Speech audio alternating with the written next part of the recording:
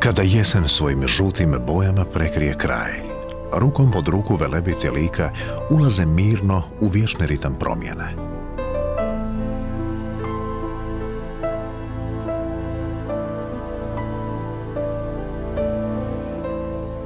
Ljudi koji pripadaju zemlji, polja i pitomo blago toplih očiju, kao da su dio nekog prastarog plesa, što se od davnina pleša u jesen u ovom kraju.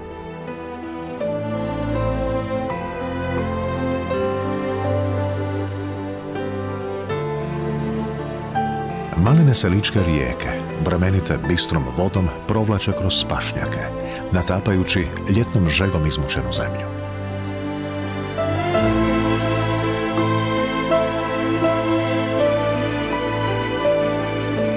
I stari se velebit pred zimu zaogrne plaštom smeđim poput medvjeđe krzna, a malena lička sela stoje samotno ispod velikoga sivog neba.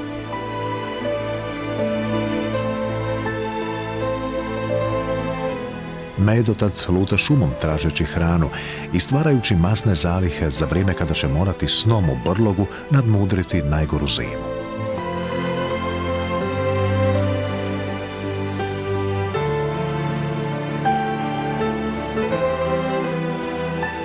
Vrijeme se mijenja i priroda kao da uzima dah prije velikoga bijelog razdoblja samoće.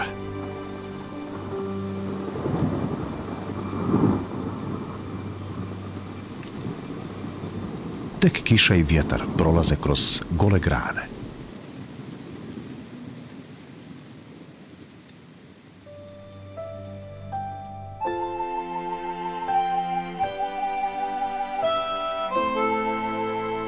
Puste su planinske staze. Svi su ljudi sišli u dolinu.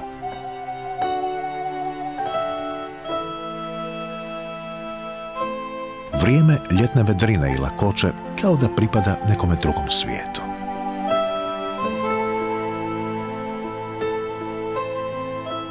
No možda se upravo sada, kao nikada, dok pramenovi magle prolaze šumom, može osjetiti sva elegija te velike i još uvijek očuvane samotne divljine.